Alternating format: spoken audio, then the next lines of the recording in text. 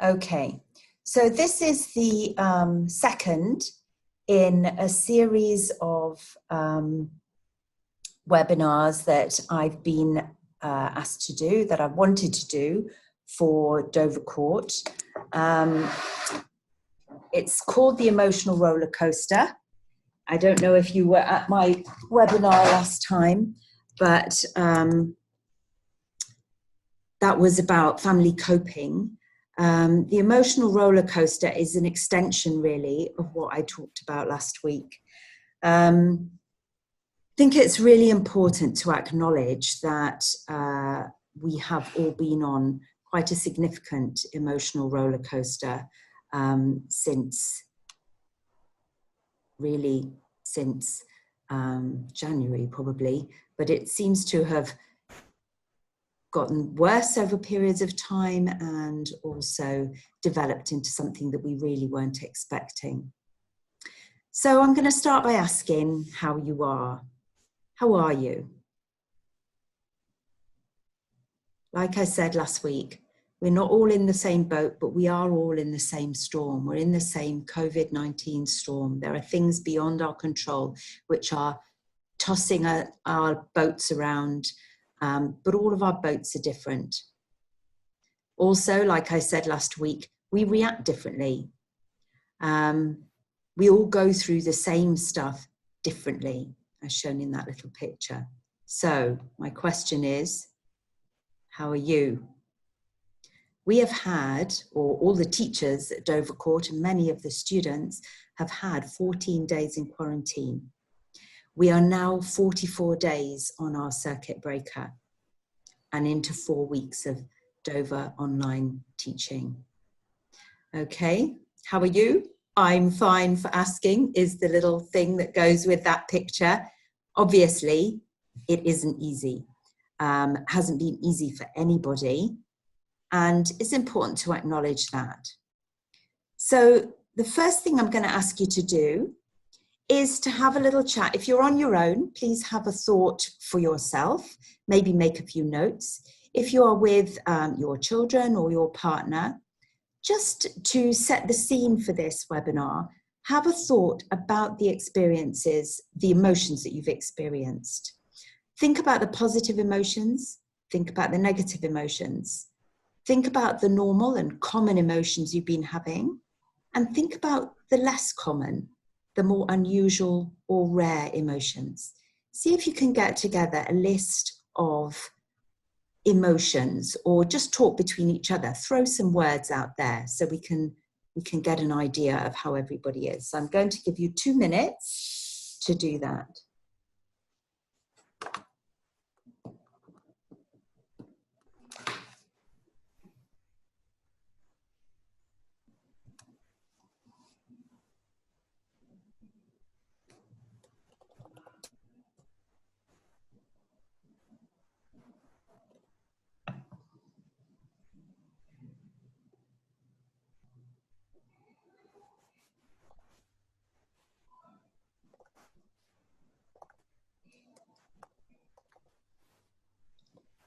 So maybe you've got a list of the positive, nice things that have gone on. Maybe you like some aspects of being at home. And maybe that's normal. But what about the negative things? And what are the things that you've never felt before, that only COVID-19 and the circuit breaker has brought to you?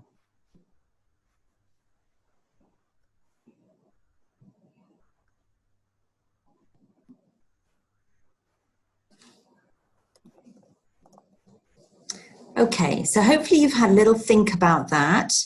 And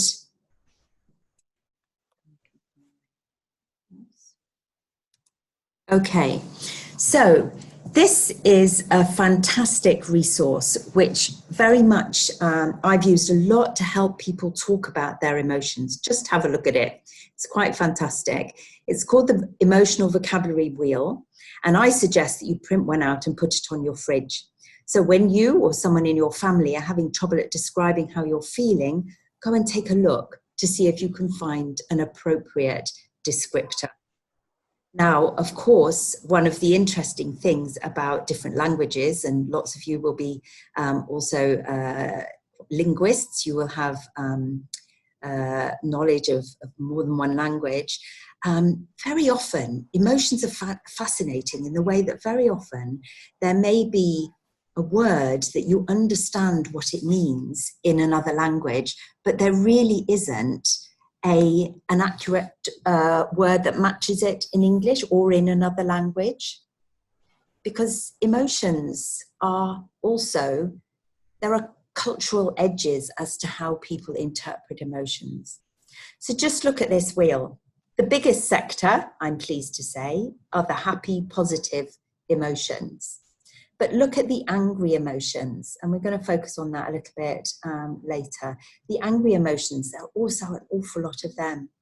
And then we have sad and fearful, disgusted, surprised, and bad, an awful lot of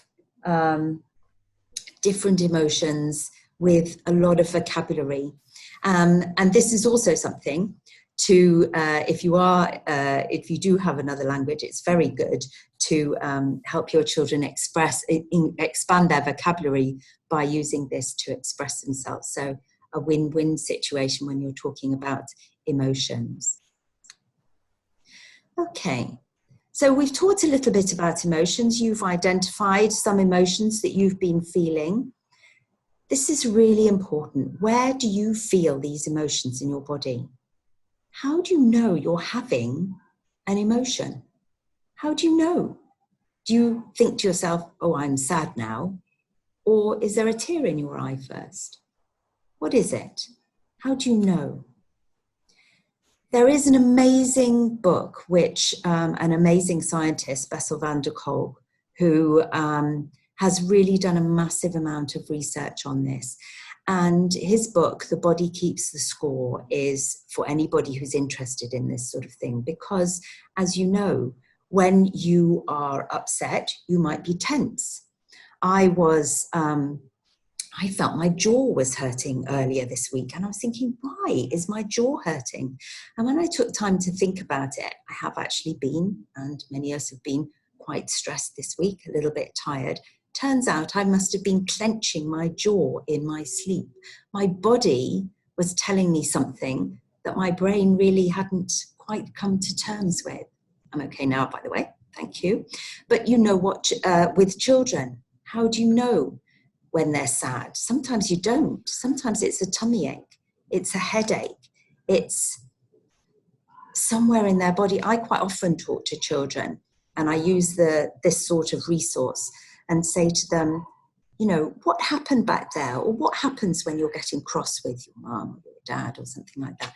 And they'll say, oh, my eyes are hurting, or my neck goes red, or I get a tummy ache. And that's because they're feeling it in their body and they might not be understanding. So one of the first steps of emotional understanding is working out that link between the mind and the body.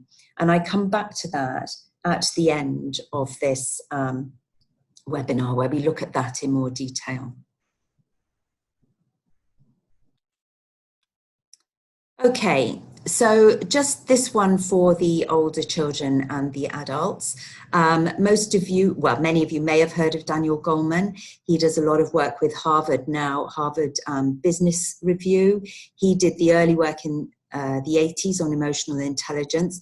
And when I read his book as a young teacher, I was blown away by this idea that you can be as successful as you like academically, but if you don't have emotional intelligence, you will struggle in life. And it's very true.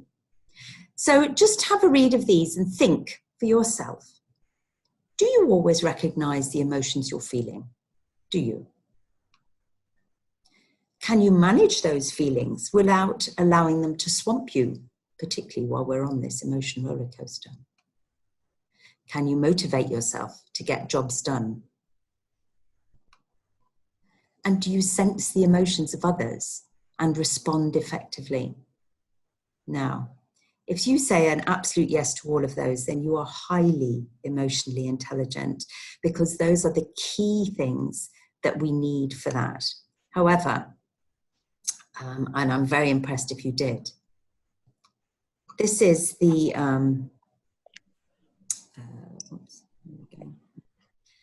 this is the kind of, he's done lots about emotional intelligence in work, Daniel Goleman, since the original work that he did.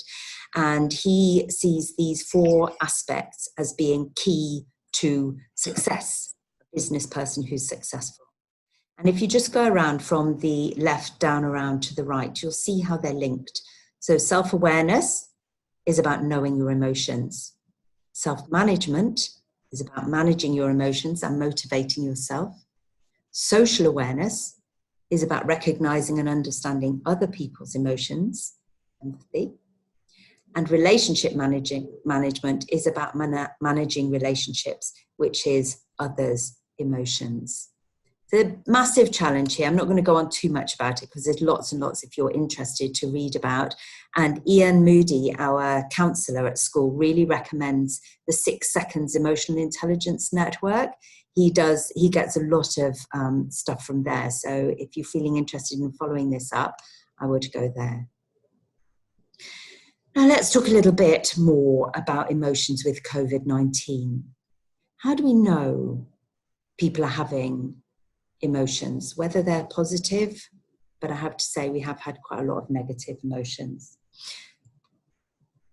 Have you seen this in your home? Outbursts, aggression towards others, hitting out, aggression towards self, harming oneself, hitting objects, throwing things in anger, crying, shouting, screaming.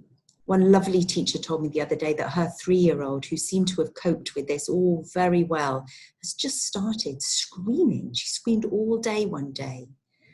Why is that? That's because a 3-year-old can't express their emotions verbally, but they know something's going on. They're fed up with being in the house, and it just comes out like that. The other aspect of this, of course, is withdrawing. People will go backwards, go inwards, give up, hide away. And those are all normal, but they're also important to be acknowledged and overcome as much as possible. With children, they are good at processing emotions. And so therefore, I like this little picture here. Don't be surprised if your child's play suddenly includes or revolves themes around separation, okay, death or dying, because they'll be hearing about that in the news, illness, of course, medical care. They might be playing things out, being stuck, entrapment, because they are stuck in their houses, losing, missing things, losing friends, being in control, because we all want to be in control and we can't right now over lots of things.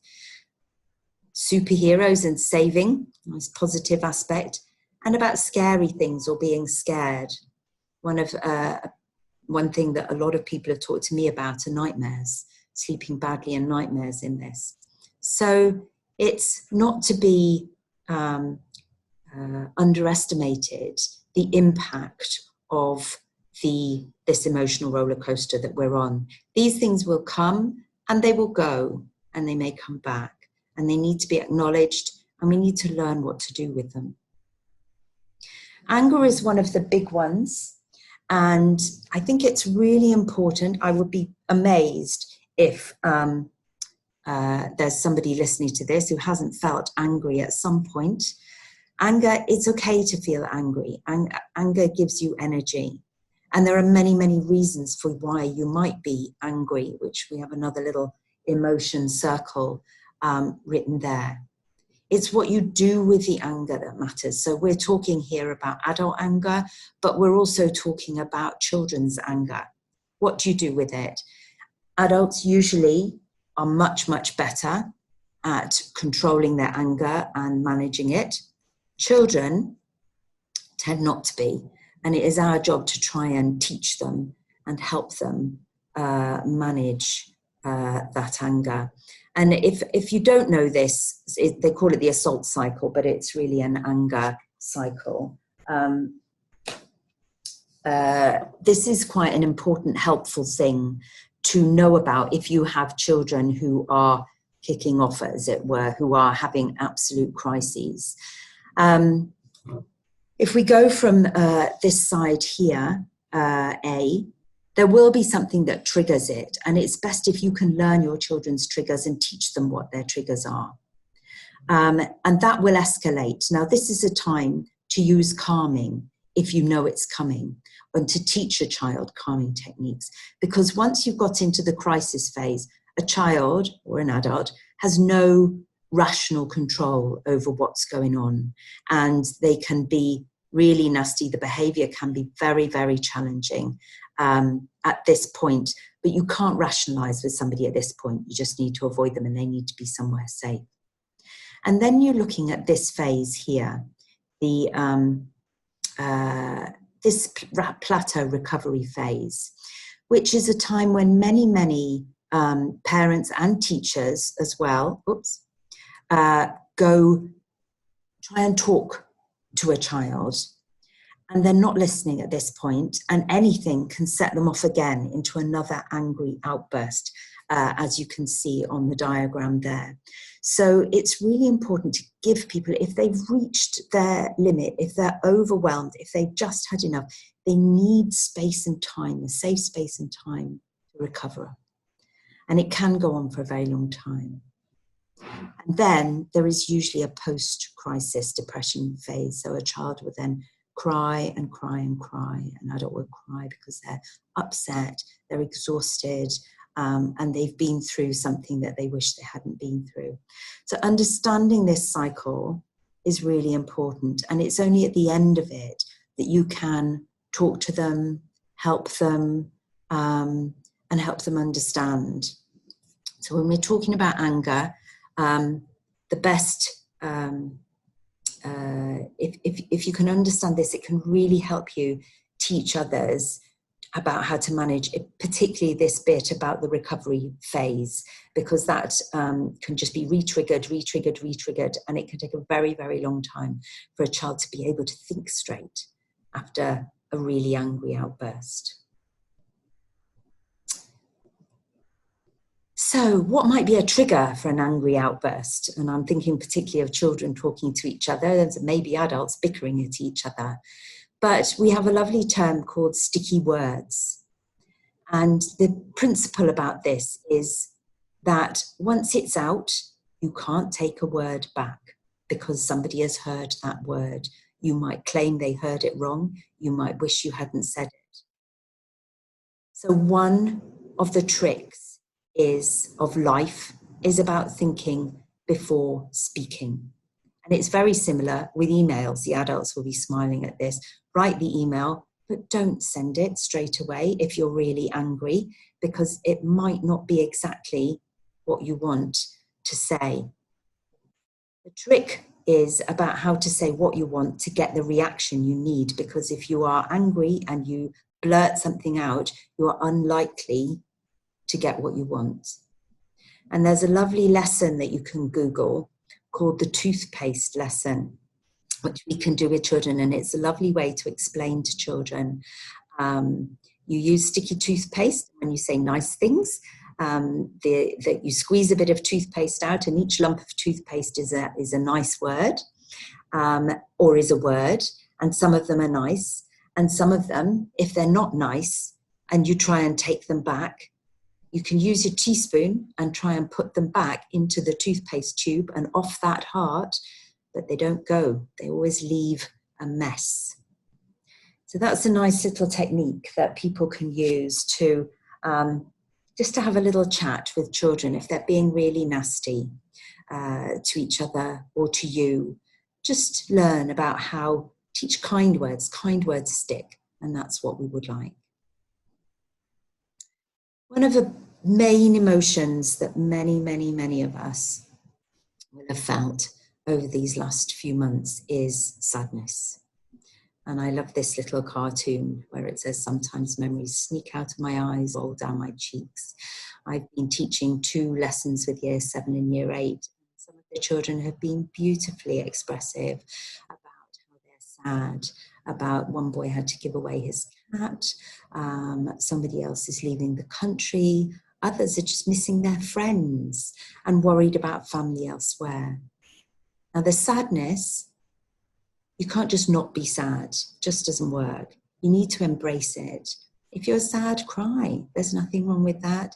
If you're really sad and it's unbearable, write it down. Journaling is a really, really helpful way to express emotion and to process emotion. If your children are sad, they need a hug. We need to accept this sadness and the loss that we have all experienced, because only once we have processed it and accepted it can we live with it more easily and move on. And we move on with hope and bravery. I love the first picture, which is from The Shawshank Redemption, which is one of my favourite films. And it is about fear and hope. Fear can hold you prisoner. Hope can set you free. There will be many people in their houses, in their apartments, feeling fearful and not going outside. But we are hoping now to get back into school safely. And that will ultimately, hopefully, set them free.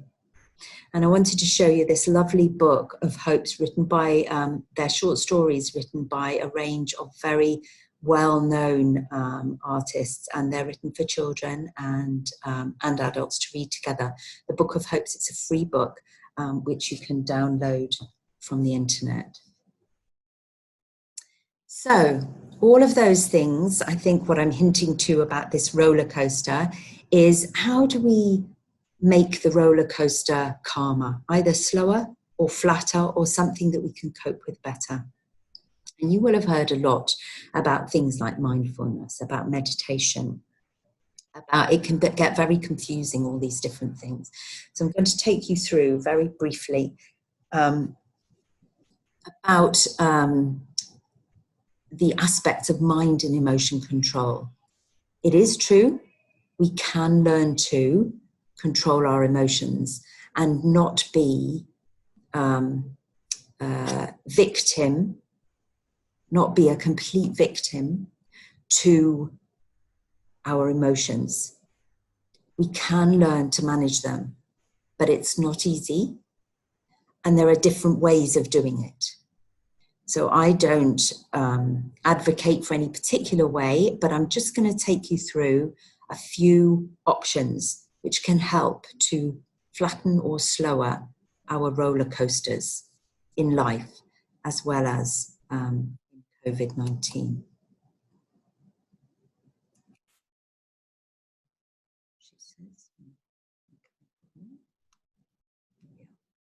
Okay, so the first one is this video of Daniel Siegel. If you haven't heard of him, just 2 minutes. Very interesting man, a proper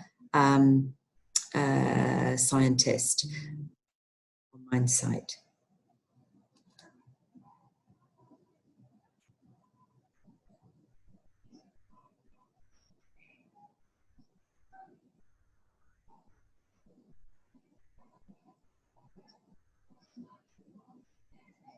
So our own thoughts and feelings, and it's how we're able to actually focus on the internal world of someone else.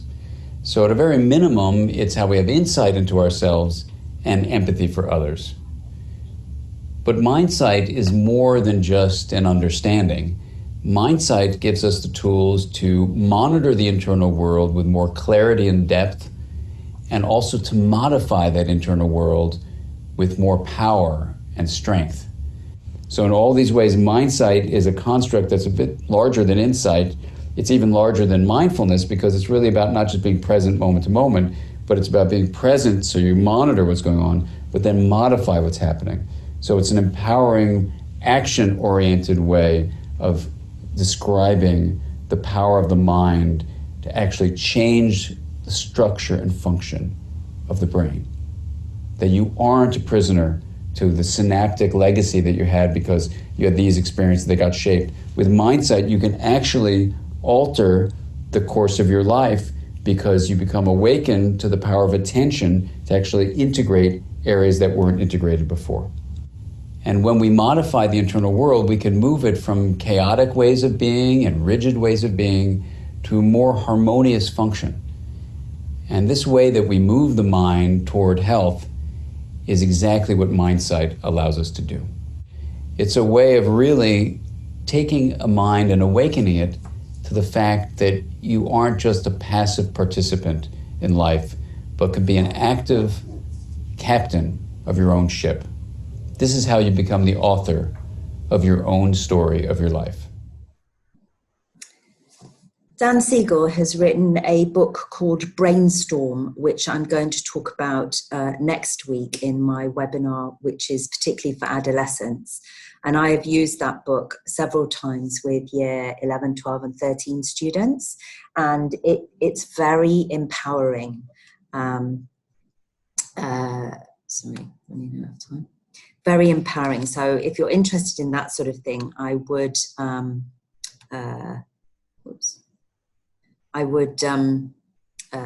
recommend that.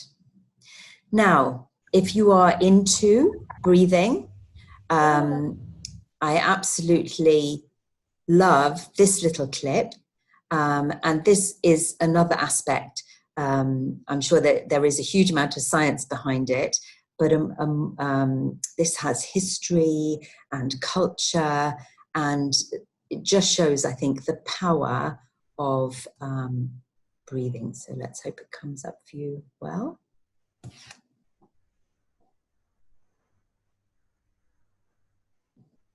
Simple way you can understand as a breath control. The pranayama word has two words, prana and yama. Here prana means a vital force, a universal force which is essential to be alive, and yama can be control. This prana is existing everywhere and it is also existing inside the body. Mind is like a kite and the pranayama is like a thread. So as long as you hold the thread and you control the thread properly, you can play with the kite. And when there is no control on the thread, if it is disconnected or if it is not really controlled, maybe kite may fly away. We don't have any control on the mind. So that is why here pranayama is nothing but actually just using the thread properly or controlling the thread properly so that we can control the mind. It really helps calm my state of mind because it creates a focus on me and my internal world to process my emotions, I guess. It just creates that space if I'm in a stressful situation and I need to just do some simple inhalations and exhalation. Even when we breathe just day to day without even thinking about it, it's the quality of breath that really helps to set our mood.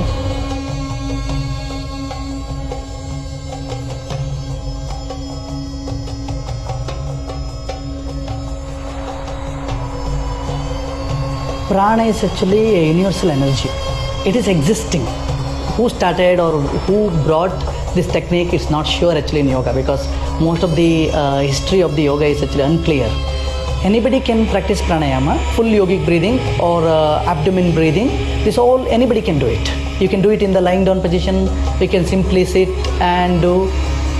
So certain pranayama very helpful for certain physical medical conditions. So certain pranayama like Bhramari and Sitali, Sitkari, Nadi Shuddhi pranayama, this all will help actually to reduce the blood pressure. So like that there are different pranayamas to deal with different diseases.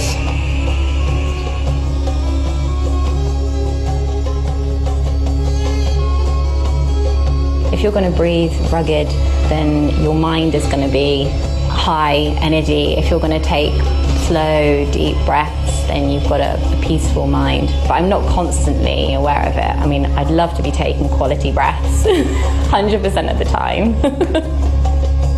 In generally, as a healthy person, if you practice pranayama, there a lot of changes will come. Mainly you may get energy, good energy will come, and your mental clarity may increase, and your intellect become more sharper, and your emotions will be balanced.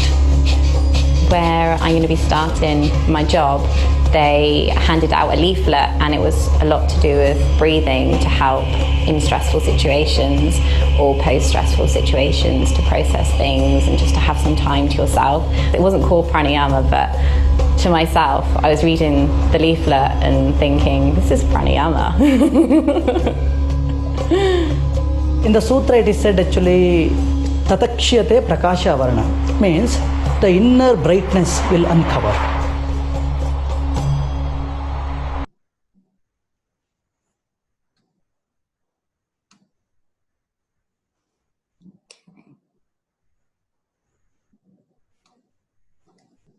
Okay. So I just thought that's a lovely little video explaining that sort of breathing. And there are many different sorts of breathing techniques. If you don't like breathing, you can look up grounding. This is a lovely, lovely activity, which I'm not going to do with you because this is such a short webinar, but you can look it up and you can have these notes when you've finished, which is something just about bringing yourself into the present, calming things down, taking a moment to really understand what is going on. The calm is a massive, massive aspect of all of this. So breathing for children can be done in a very fun way. And this lady, this video is too long, but I'm just going to show you the last little bit of it, I hope. Hey guys, this is Kayla Floyd, and I am hanging out in my daughter's room today to teach you 5 easy breathing techniques for kids. So breath work is really wonderful to children to help calm them down, to help soothe them during emotional outbursts or frustrations, and it gives them a meditative tool that is fun and that they can use for self-coping. So the first breathing technique I like to call balloon breath, and that's because it simulates the short bursts of air when we blow up a balloon and then the long exhale when the balloon deflates. So we're going to spread our arms out really wide and we're going to take short little bursts of air in through the nose and then we're going to exhale out through the mouth. So it looks like this.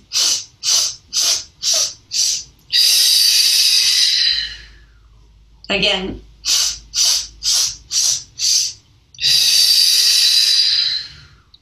So it's really great with breathing exercises to have the exhale be longer than the inhale. This is a really quick way to slow the heart rate, to lower the blood pressure, and to just generally calm the nervous system. So the next breath that we're going to do is bunny breath.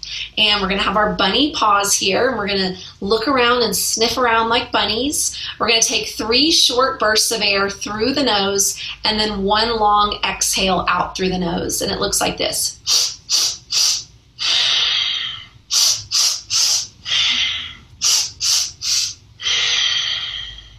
So that one's a lot of fun. Okay.